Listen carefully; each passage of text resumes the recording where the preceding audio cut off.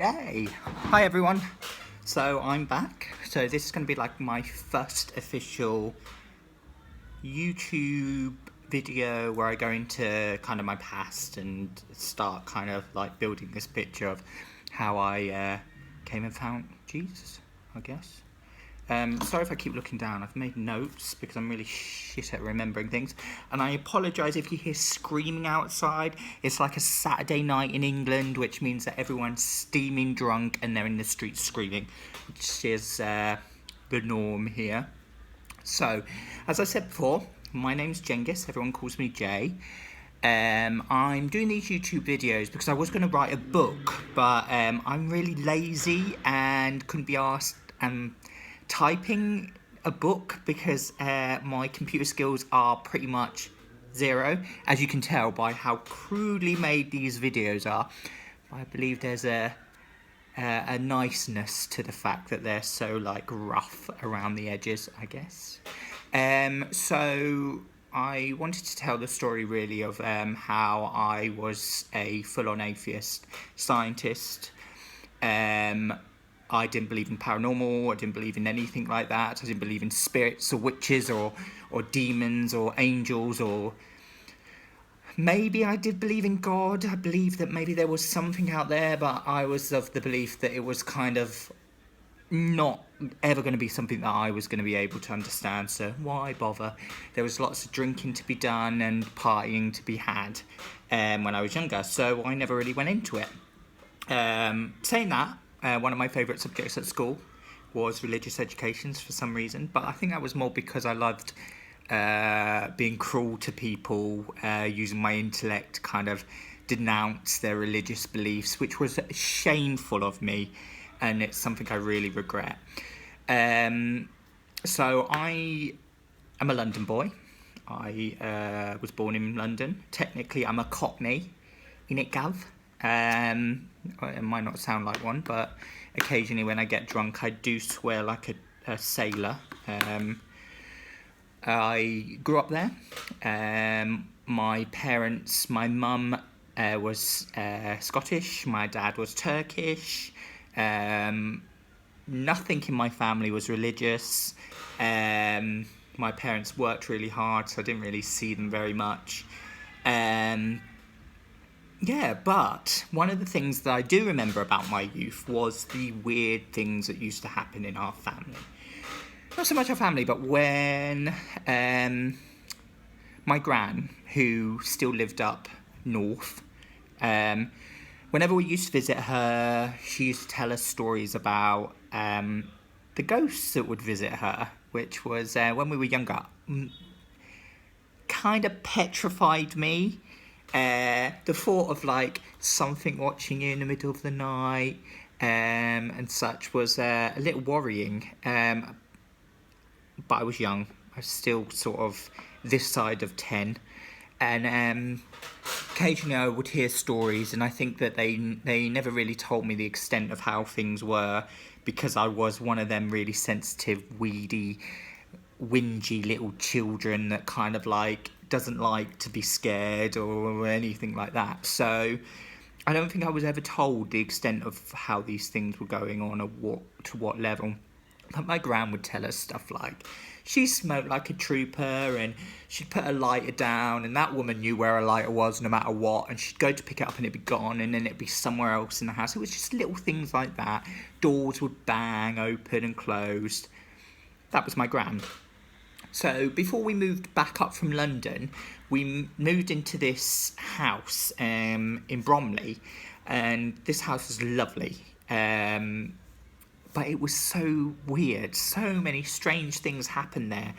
My aunt, my mum's sister, came down to London. She was young. She wanted somewhere to kind of set up a kind of like partying spot where she could go and experience London and still have somewhere that she could live, and she became our nanny, and she experienced things kind of moving from one room to another at the corner of her eye, and again her stuff in her room moving around. Again, I was kind of oblivious to these types of things.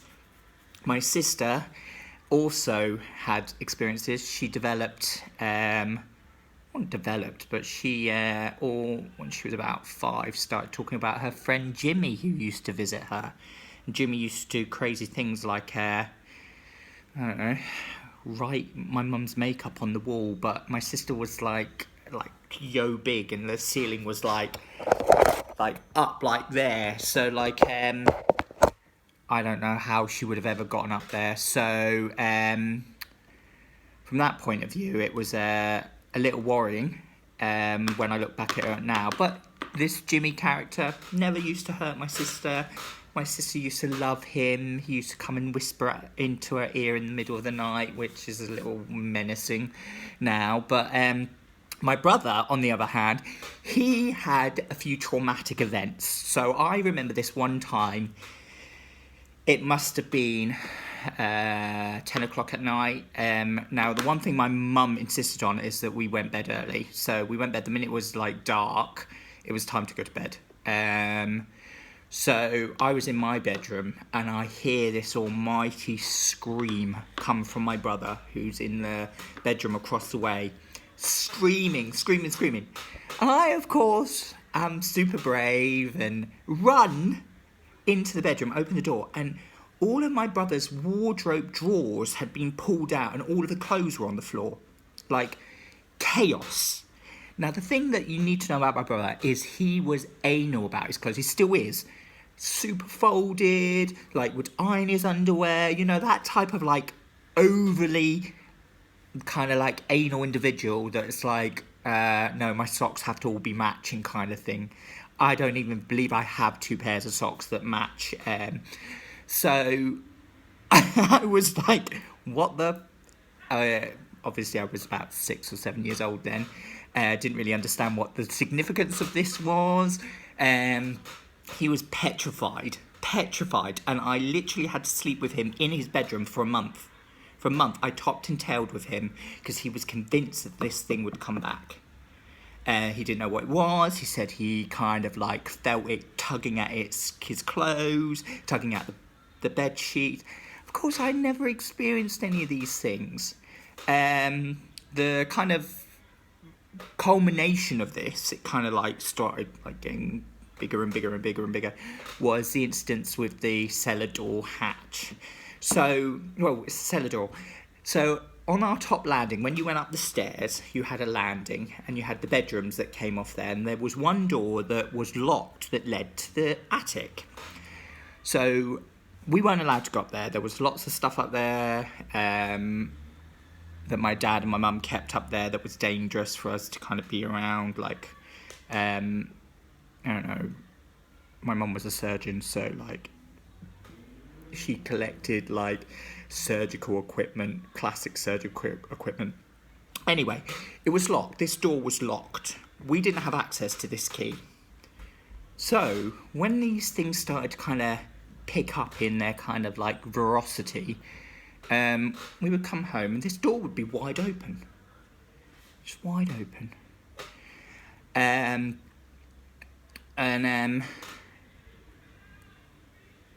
So my mum would lock it. She was convinced one of us was doing it to wind her up. So obviously, back in the day, in the 80s, you get smacked ass, sent to bed. We proclaimed innocence. And to this day, it wasn't us. So this kept happening, and to the point that my mum attached a deadlock bolt that was like this big, and she had the only key. We come home, the lock's on the floor, the door's open. She freaks out, thinks there's someone in the house, calls the police. So the police come, and I didn't know the full extent of this until years later, but the police came, they searched the attic, made sure there was no one up there, because we were worried there was some hobo up there, although I have no idea how a hobo from the other side of a locked door would be able to unlock this padlock. This policeman, me and my brother are standing with a female police lady on this kind of landing at the bottom of these stairs that lead to the attic. And there's a gentleman, the other policeman that's upstairs. He's searching around, making sure there's no one up there. So this woman's like, asking questions in the way that she did. Obviously didn't understand the whole situation back then, but she was asking, so do you like to play games? Do you like to take the piss out of each other, kind of thing? Are you like to scare each other? Trying to ascertain whether it was one of us. So this gentleman policeman comes down the stairs, and he's like, no, there's no one up there. Shuts the door, locks it. Then goes into my bedroom, where we hear a gasp, and this guy runs out of my bedroom and then down the stairs. To which the lady police officer shoos us down the stairs in the most calm way she can. Let's go downstairs. Where my aunt met us and we went to the cinema. Never knew what had happened. It wasn't until years later that I found out that when the policeman went into the bedroom, he was looking around and literally one of the ornaments that was on the side just slid right across and then fell on the floor and broke in front of his eyes. And he freaked and ran downstairs. I didn't know that. I never felt anything. I never felt a bit weird on that.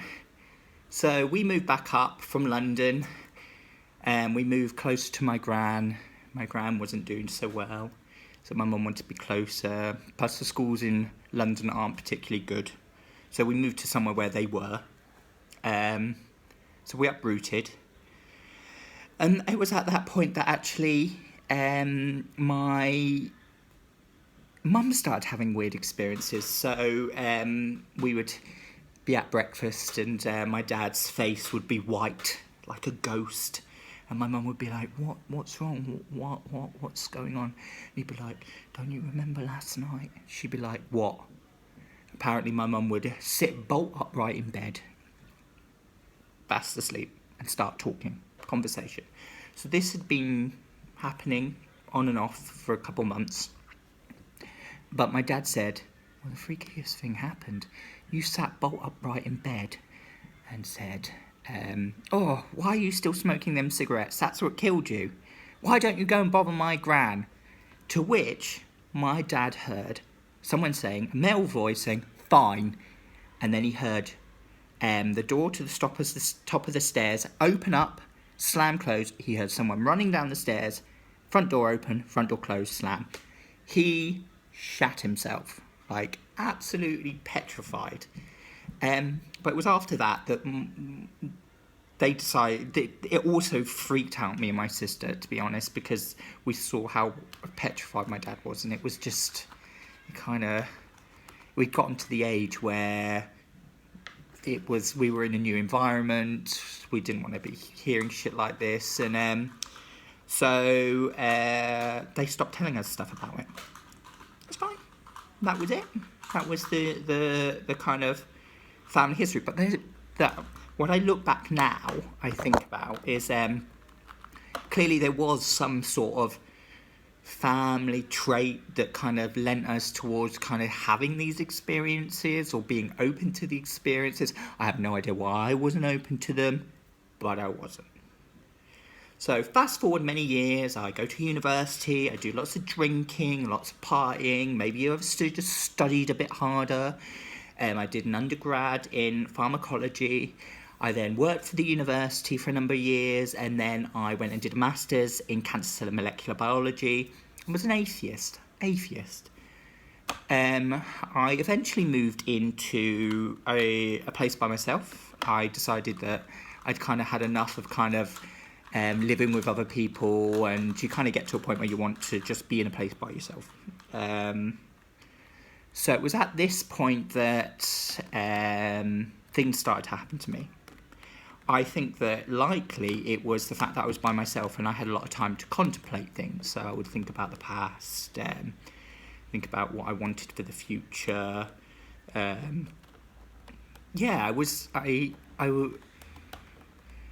was the friend that everyone went to when there was a disaster in their lives, and I'd help them sort it out. But I was never the friend that people tended to kind of come round for a cup of tea with. I was like the emergency friend that knew how to sort a person's life out when they'd been kicked on the street and they had nothing else. And I was happy with that role. I was a kind of introvert, really. I didn't really kind of understand people, and I don't think they really understood me. And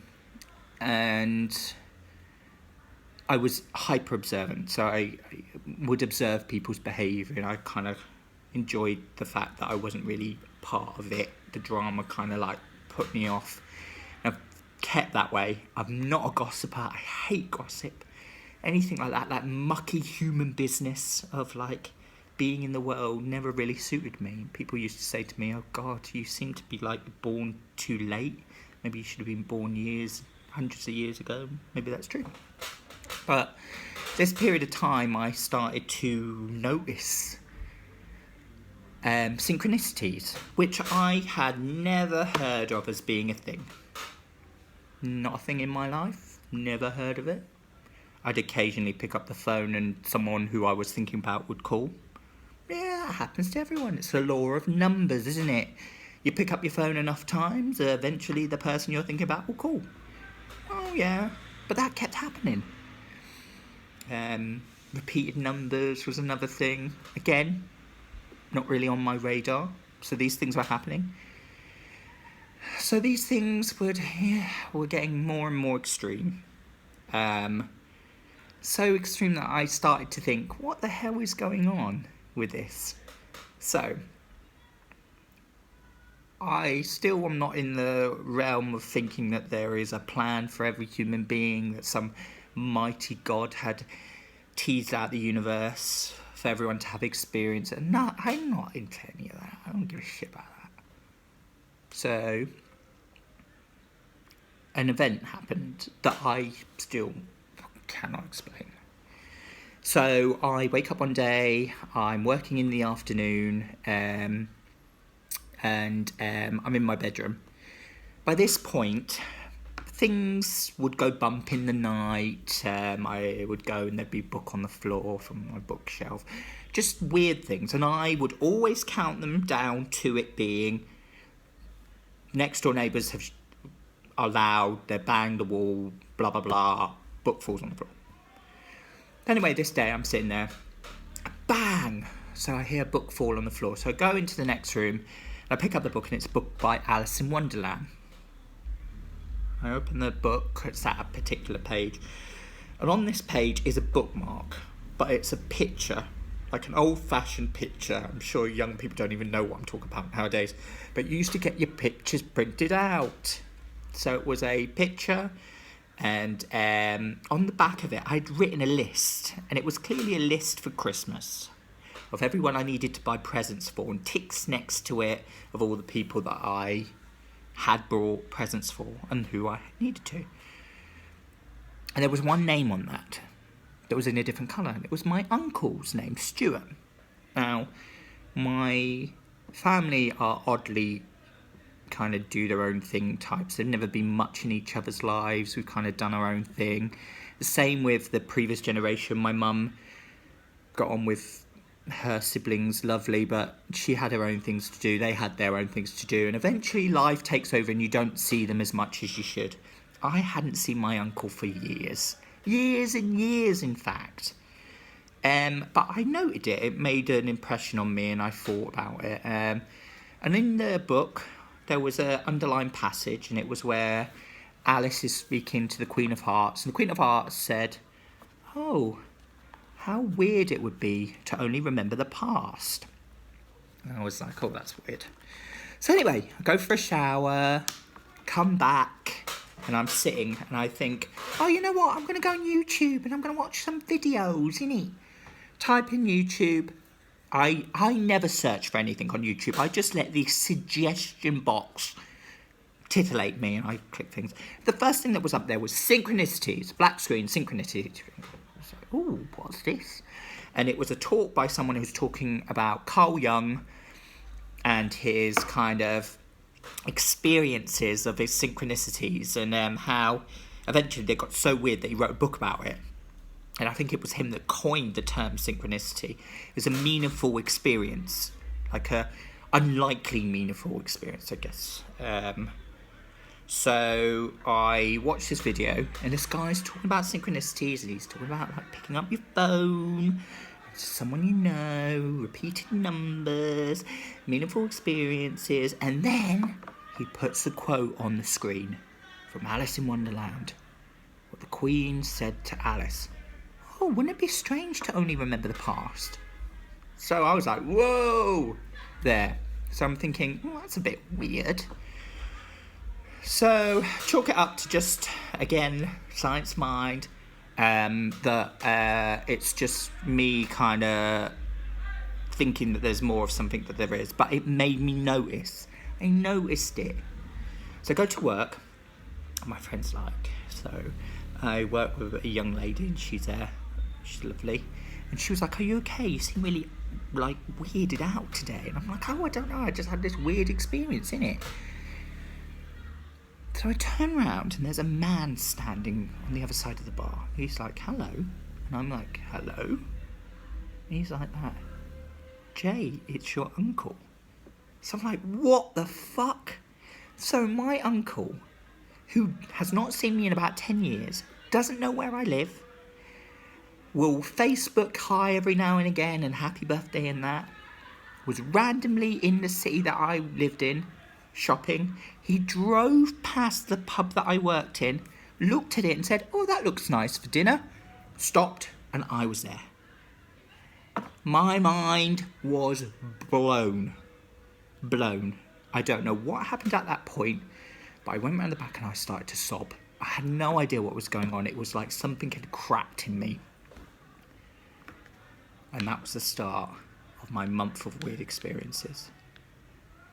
So I'll titillate you there. So I've got way more to come. But I believe that what was happening there was something was just opening me up to my perceptions being widened. So these things were happening, and I still can't explain what was going on there, but it made me think that something was guiding me in a very particular path.